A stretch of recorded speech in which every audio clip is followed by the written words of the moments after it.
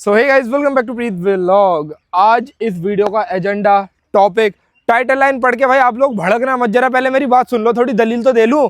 तो बात ऐसी है कि देखो यार, अगर कोई भी चीज खरीदते हैं 2, ढाई, 3, पौने 3 लाख रुपए इसके ऊपर खर्चा करोगे, जो कि हम तो करके बैठे हैं। करने के बाद इसमें कुछ ऐसी चीजें हैं जो केटीएम से, मैंने तो भाई देखो पर्सनली बता रहा हूँ, 2-3 चीजें तो मतलब इतनी ऐसी हैं कि मतलब बहुत डिसअपॉइंटिंग है। मैंने केटीएम से कभी एक्सपेक्ट नहीं करा था। मेरे पुराने पास्ट के एक्सपीरियंस को लेकर, पिछले 3 साल के एक्सपीरियंस को लेकर मैंने केटीएम से ये नहीं सोचा था कि भाई ये लोग ऐसी हरकत कर सकते हैं। पर ठीक है भाई, हो सकता है फर्स्ट लॉट की चीज़ है, ओवर द टाइम ठीक हो जाए। फर्स्ट लॉट भी कह लो या जो मर्जी वो कह सकते हो आप लोग। तो भाई देखो, ये केटीएम से थोड़ा ना मतलब डिसअपॉइंटमेंट हुई है कुछ चीज़ों को लेकर, और कुछ चीज़ें तो ऐसी हैं कि अभी मैं आपको वीडियो में दिखाऊंगा, आप खुद कहोगे कि व्हाट इज दिस केटीएम। तो अगर आप में से भी कोई इस बाइक को लेने का प्लान कर रहा है, अगर आप लोग सोच रहे हो कि हाँ भाई ये बाइक लेनी है, तो मैं एक बात समझता हूँ कि अगर कोई भी चीज़ खरीदने जा रहे हो, डजंट मैटर ये खरीद रहे हो, कुछ भी खरीद रहे हो, मैं थोड़ा सा पर्सनली मानता हूँ आपको उस चीज़ की पॉजिटिविटी पूरी दुनिया बता देगी, पर उसके अंदर क्या दिक्कत परेशानी है उसका भी आपको एक बार अच्छे से पता होना चाहिए। तो आज की वीडियो का एजेंडा वही रहने वाला है।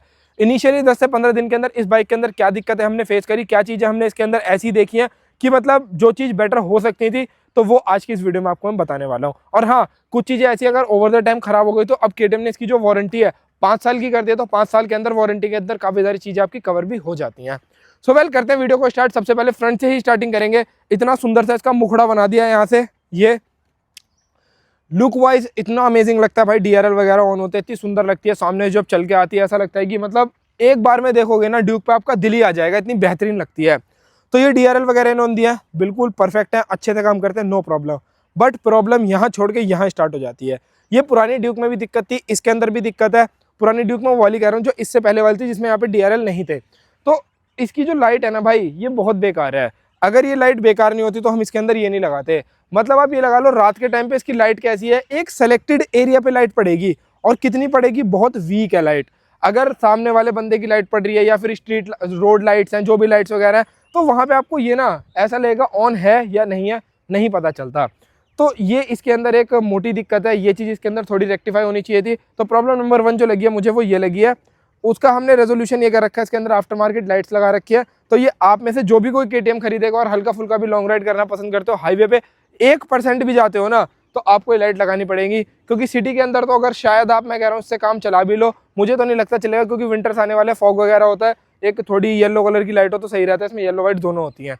ठीक है, तो नंबर 1 चीज़ इसके अंदर जो प्रॉब्लमेटिक सिचुएशन क्रिएट करती है वो है ये लाइट्स। अब अगर मैं यहाँ पे प्रॉब्लम नंबर 2 की बात करता हूँ ना, तो वो मुझे थोड़ी सी इसकी ब्रेकिंग से डिसअपॉइंटमेंट लगी है। वो मैं बता देता हूँ क्यों मुझे इसकी ब्रेकिंग से डिसअपॉइंटमेंट इसलिए लगी है। पहली बात कि मैं 390 चलाता हूँ, मेरे को 390 की आदत है। उसकी जो स्टॉपिंग पावर है, उसकी जो ब्रेकिंग पावर है, वो बहुत नेक्स्ट लेवल है। और केटीएम की इस चीज़ को लेकर ना मैंने आज तक पूरी दुनिया के आगे इतनी तारीफ करी जिसकी कोई हद नहीं है, कि अगर आप इसका ब्रेक लगाओगे ना, तो केटीएम्स की बाइक के अंदर एबीएस बिल्कुल भी बीच में नहीं आता, चाहे पैनिक सिचुएशन कर दो या कुछ भी हो जाए। बिल्कुल जब ऐसा लगता है कि ब्रेक लीवर बहुत एक्सट्रीम पुश करा है आपने, तब आपका बीच में एबीएस किक इन करता है, और वो जैसे लीवर को छुड़ाने वाली चीज़ होती है, एबीएस क्या करता है, पकड़ता है, छोड़ता है, तो वो चीज़ होती है। बट इस बाइक के अंदर अगर आप हल्का सा भी ब्रेक हार्ड पुश करोगे ना, तो इसके अंदर क्या करता है, ये आपका जो लीवर है इधर की साइड का, जैसे आप इसको हार्ड पुश करोगे, ये छुड़ाने की कोशिश करता है। मतलब कि स्टॉपिंग पावर ना इतनी इंप्रेसिव नहीं लगी जितनी होनी चाहिए। पर इसका मुझे एक सॉल्यूशन मतलब एक मेरे को मेरे एंड से लगता है कि इसका ये सॉल्यूशन हो सकता है। देखो, इसकी डिस्क ब्रेक की जो प्लेट का साइज़ है वो भी सेम है, ये जो अपना अपना ये ब्रेक कैलिपर है ये भी सेम है। 4 पिस्टन कैलिपर ही होगा इसके अंदर भी, एक बार झांक के देख लेता हूँ। हाँ, 4 पिस्टन कैलिपर है इसके अंदर, सब कुछ सेम है। तो इसमें क्या हो सकता है कि अगर इसके अंदर ब्रेम्बो के ब्रेक पैड नहीं है, जो कि मुझे लगता है कि नहीं होंगे, अगर नहीं है तो इसके अंदर हम ड्यूक 390 वाले ब्रेम्बो के ब्रेक पैड डाल सकते हैं, जो कॉस्ट करता है लगभग 3000 रुपये के आसपास। वो डलने के बाद इसकी जो ब्रेकिंग है ना, वो वैसी हो जाएगी जैसी 390 के अंदर थी। मे भी हो सकता है ये वाली चीज़ कुछ नए बिगनर राइडर्स हों, उन्हें ये चीज़ शायद ना भी फील हो, या हो सकता है हो भी जाए। तो मेरा फ़र्ज़ बनता है कि मैंने जो चीज़ फील करी है, जो चीज़ फेस करी है, मैं आप लोगों के साथ शेयर करूँ, वो मैंने कर दिया है। पहली चीज़ हो गई लाइट, सेकेंड चीज़ हो गई आपकी ब्रेक से रिलेटेड। प्रॉब्लम नंबर 3 की अब मैं यहाँ पे थोड़ी सी बात करना चाहूँगा, जो काफ़ी लोगों को लग सकती है और काफ़ी लोगों को नहीं लग सकती है। मेरे पास केटीएम ड्यूक 390 जनरेशन 3 थी, आप लोगों को पता है, मैं खूब चलाई है, सब कुछ खूब बढ़िया, मतलब मस्त बाइक है, कोई दिक्कत नहीं है, एकदम स्मूथ चलती है, मज़ेदार चलती है। तो उसके अंदर क्या है भाई, वो इतनी स्मूथ बाइक थी। काफ़ी लोग केटीएम को बोलते हैं केटीएम बहुत वाइब्रेशन करती है, बट अगर मैं पर्सनली ड्यूक 390 से मैं 250 को कंपेयर कर रहा हूँ वाइब्रेशन के मामले में, ये बाइक उससे ज़्यादा वाइब्रेशन करती है। अभी वाइब्रेशन एक ऐसा पॉइंट है, मैं ये बोलूँगा कि इनिशियल डेज पे मान लो कि बाइक ज़्यादा वाइब्रेशन कर रही है, मैंने मान लिया ठीक है, हाँ कर रही होगी। बट अभी इसको थोड़ा चलने देते हैं वाइब्रेशन के लिए। अभी मैं थोड़ा सा इस चीज़ को होल्ड रखूँगा। अभी बाइक लगभग अपने 1000, 2000, 5000 के आसपास किलोमीटर क्लॉक कर ले। जब ऐसा हो जाएगा ना, जब इसके थोड़े से किलोमीटर कवर हो जाएंगे, तब उसके बाद मैं वाइब्रेशन के ऊपर डेडिकेटेड बात करना चाहूँगा। बट अगर मैं अभी फिलहाल में बात करता हूँ तो मेरे एंड से थोड़ा वाइब्रेशन ज़्यादा है। हो सकता है आने वाले टाइम में ये चीज़ रेक्टिफाई हो जाए या रिजॉल्व ऑटोमेटिकली हो जाए, क्योंकि जब बाइक चलती है, इंजन चलता है, स्मूथ होता है, रमा होता है, तो वो सारी चीज़ मैं वहाँ मानता हूँ। मेन वाइब्रेशन फील कहाँ होती है वो बता देता हूँ। दोनों हैंडल बार के ऊपर आपको मेन वाइब्रेशन फील होंगी। सेकंड चीज़, आप लोगों को इसका जो फुट पैक है उसके ऊपर वाइब्रेशन फील होंगी। एंड उसके अलावा जब आप बैठते हो, यहाँ पे आपके जहाँ पैर आते हैं, यहाँ पे भी हल्की फुल्की वाइब्रेशन आती हैं। तीसरी चीज़ तो ये रही। अब अगर मैं चौथी चीज़ की बात करता हूँ तो हमारे मैं कैमरामैन से रिक्वेस्ट करना चाहूँगा, वो इधर आएंगे, और आप लोगों से रिक्वेस्ट करना चाहूँगा आप लोग मेरे को इंस्टाग्राम पे फॉलो करें। आपको इसकी जो चौथी प्रॉब्लम है वो ऑलरेडी मैं आज से 7-8 दिन पहले इंस्टाग्राम पे शेयर कर चुका हूँ। क्विक अपडेट के लिए, बढ़िया बढ़िया इन्फॉर्मेशन जल्दी ग्रैब करने के लिए आप लोग इंस्टाग्राम पे फॉलो कर लें, लिंक डिस्क्रिप्शन में है। अगली प्रॉब्लम है इसके साइड स्टैंड के साथ। क्या प्रॉब्लम है वो मेरे को आपको बैठ के ही दिखानी पड़ेगी। वो प्रॉब्लम हर बार नहीं होती, कई बार होती है, कई बार नहीं होती है। तो KTM के अंदर भी अब आपको सेंसर्स का इशू आने लगा है। ठीक है जी। अब देखो, जैसे आप इधर आओगे, मैंने चाबी ऑन कर दिया है, मीटर ऑन हो चुका है। मीटर के अकॉर्डिंग ये देखो, हाँ थोड़ा देर में आया पर आना पहले चाहिए था। साइड स्टैंड की वार्निंग आ रही है। अब देखो, मैं साइड स्टैंड बंद कर दूंगा, अब तो यहाँ से साइड स्टैंड की वार्निंग हट गई है। पर जो मैंने इंस्टाग्राम पे रील डाल रखी है उसके अंदर कई बार होता क्या है, इसमें साइड स्टैंड हटा दो पर साइड स्टैंड की वार्निंग नहीं हटती, और जब तक वार्निंग नहीं हटेगी ये स्टार्ट नहीं होती है, क्योंकि इसके सेंसर को ये लगता है कि अभी तक जो साइड स्टैंड है वो आपका लगा हुआ है। तो एक प्रॉब्लम ये है इसके अंदर, एक प्रॉब्लम इसके अंदर ये है, कई बार इसके अंदर साइड स्टैंड की वार्निंग आती है, और जब तक साइड स्टैंड को दोबारा खोल के बंद नहीं करोगे तब तक आपकी ये जो वार्निंग है यहाँ से नहीं हटती है। तो एक छोटी दिक्कत ये भी है। अब बात आती है भाई इसकी बड़ी मोटी दिक्कतों की। अभी मैं ये वाली वीडियो ही बनानी स्टार्ट कर रहा था, उससे पहले इसके मीटर में ना कुछ देखने लगा, मैं कहा ये चीज़ चेक करनी थी कि कैसे होती है। तो इसके मीटर के अंदर आ जाओ, दिखा देता हूँ। ये है इस बाइक की सबसे बड़ी प्रॉब्लम, जो कि मैं मानता हूँ नहीं होनी चाहिए। चलो यार, हम लोग तो वीडियो बनाते हैं, थोड़ा बहुत भगवान न करे कुछ हो गया तो थोड़ा बहुत हल्की फुल्की, ज़्यादा नहीं, 1-2% तो जान पहचान लगा के कुछ कर ही लेंगे। पर एक नॉर्मल आदमी की बाइक में ये हो तो ये चीज़ कितनी गलत है। अब हो क्या रहा है, पहली बात तो आप इसके बटन्स देखो, देखने में इतने लेविश लगते हैं, इतने बढ़िया लगते हैं, एकदम प्रीमियम। ये बैक का बटन दबाया, इन बटन्स की जो क्वालिटी है ना, क्वालिटी के मामले में चलो मैं कहता हूँ क्वालिटी भी ठीक ठीक है, पर ये जो ऊपर का बटन है इसके अंदर एक प्रॉब्लम है। इस बटन को ना देखो, जैसे मैं सिंगल टाइम प्रेस करूँगा, आप मीटर में देखना कुछ एक्टिविटी नहीं होगी। ये देखो भाई, इसके ना इसके ना बटन के अंदर सबसे बड़ी प्रॉब्लम क्या है, देखो मैं दबा रहा हूँ, ये देखो आपको दिख रहा होगा, प्रेस कर रहा हूँ, आवाज़ भी आ रही होगी, पर मीटर में कुछ नहीं हो रहा है। इसका बटन अंदर को पहले ये एक दबेगा, देखो एक दब गया है, एक दब चुका है, अब फिर दबेगा, तब ये कुछ करता है। ये देखो मैं दिखाता हूँ, डबल प्रेस करना पड़ रहा है, देख रहे हो आप, ये चीज़ आपको समझ आ रही है, डबल प्रेस करना पड़ रहा है। देखो एक प्रेस हो चुका है, एक प्रेस आप करूँगा, तो मतलब ये इस बटन के अंदर एक प्रॉब्लम है, डबल बार 2 टाइम प्रेस हो रहा है। मे भी हो सकता है ये चीज़ हम KTM में दिखाएं तो शायद वो इसकी ये वाली पूरी जो असेंबली है, ये वाली जो पूरी यूनिट है, इसको ही चेंज कर दें। तो ये चीज़ तो भाई जब KTM में दिखाएंगे तब पता चलेगी। अब बात आती है मेजर दिक्कत की। आ जाओ सर, अगर इसका सबसे पहले ना जो इसका स्ट्रीट मोड रहता है उस पर कुछ बदतमीजी नहीं करती, उस पर एकदम शरीफ रहती है, उसमें कोई दिक्कत नहीं करती है। पर जब इन्होंने ट्रैक मोड इसके अंदर अभी नया नया इंट्रोड्यूस करवाया है, तो भाई हम ट्रैक मोड पे भी तो चलाएंगे ना बाइक को। ये मैंने डाल दी ट्रैक मोड पे, ठीक है जी। बाहर की आपको इससे थीम से ही समझ आ गया होगा। अभी देखो बैक ही करके आया हूँ, कैमरामैन जरा आप इस पर फोकस करना। ये ऊपर की 3 चीज़ें आप लोगों को जिटर होती हुई नजर आ रही होंगी, ये ABS और ये जो अपना माल फंक्शन रहता है और इंजन ऑयल जो लो का साइन दिखाता है, वो आपको ऐसा दिख रहा है कि ये तीनों चीज़ें जिटर कर रही हैं, दिख रहा है कैमरा में। तो भाई एक तो दिक्कत इसके अंदर ये है, ये हमने शोरूम पर बाइक खरीदते टाइम ही देख ली थी। मैं कहा भैया ऐसे कर रहा हूँ, उन्होंने कहा सब में ही करता है, अगर खराब होगा तो KTM वाले वारंटी में चेंज कर देंगे। मैं कहा चलो ठीक है, इसको भी इतनी बड़ी दिक्कत नहीं, इसको ठीक करने के लिए अगर आप बैक का बटन एक बार अंदर एंटर करोगे एक बार और फिर बैक कर दोगे ना, तो ये चीज़ ठीक हो जाती है। पर अगर आपने बैक का बटन दोबारा दबा दिया, ये कुछ इस तरीके से 1-2 बारी, अगर ये देखो 1-2 बारी अगर बैक का बटन दोबारा ज़्यादा दब जाए ना, तो ये ऐसे करने लगता है। चलो ये भी ठीक है, इससे भी मैं कह रहा हूँ एक बार के लिए कोई प्रॉब्लम नहीं है।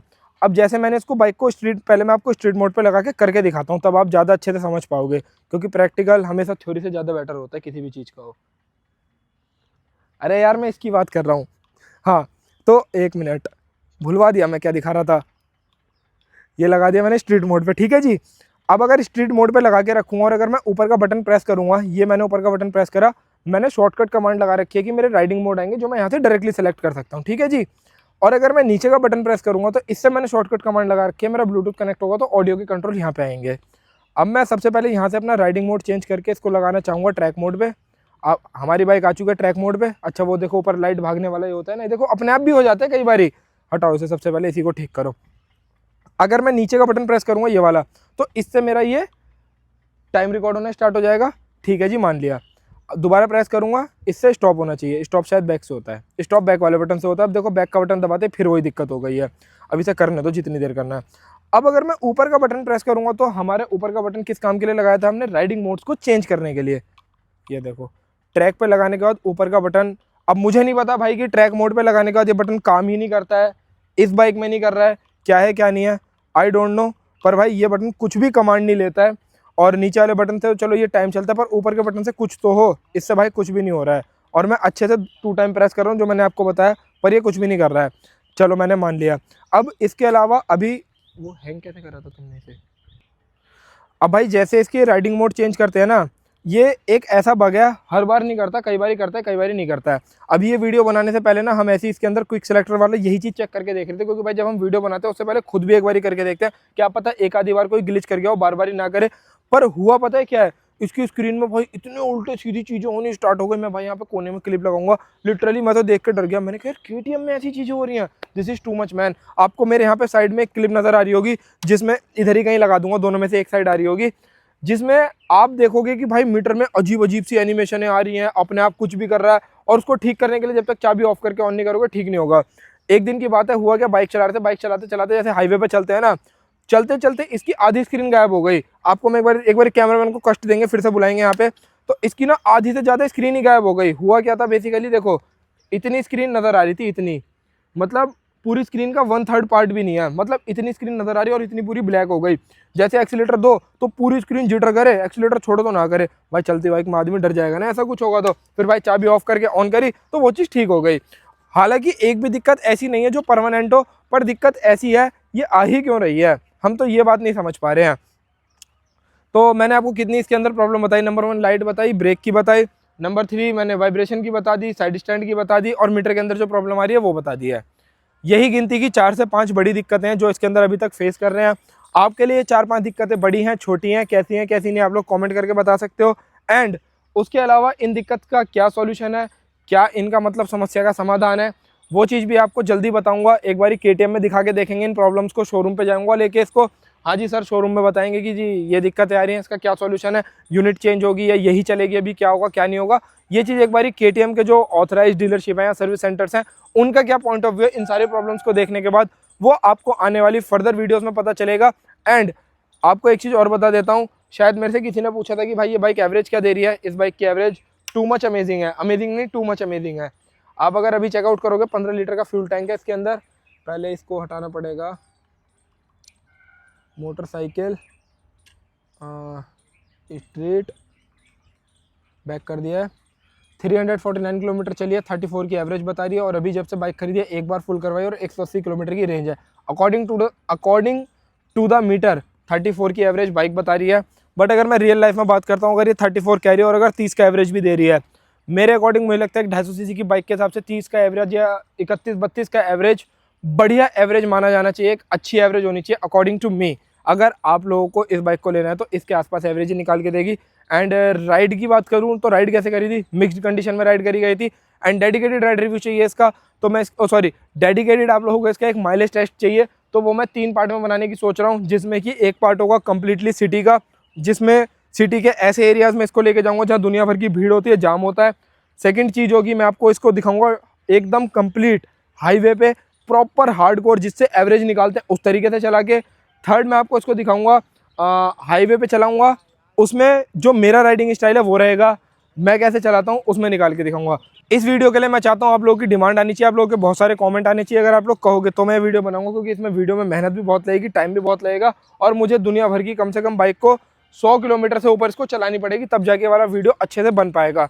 क्योंकि बनाऊंगा तो इन डेप्थ बनाऊंगा और फिर वरना काम करने का कोई फायदा नहीं है। तो तब तक आप लोग सब्सक्राइब करके रखो, क्योंकि प्रीत ब्लॉग पे आपको कुछ यूनिक चीज़ें दिखाऊंगा ना, बढ़िया बढ़िया सी सोच रखी है, बहुत सारी चीज़ें इस बाइक से रिलेटेड भी और अदर बाइक से रिलेटेड भी। तो इस वीडियो को यहीं पे एंड कर देता हूँ। अगर पसंद है तो लाइक कर देना, शेयर कर देना। ये कुछ प्रॉब्लम्स इस बाइक के अंदर मेरे को देखने के लिए मिली थी, तो मैंने आपको स्टार्टिंग में भी अपना एक पीओवी शेयर कर दिया था, अपनी एक दलील दे दी थी कि मैं बता रहा हूँ कि ये दिक्कतें ऐसे ऐसे आई हैं।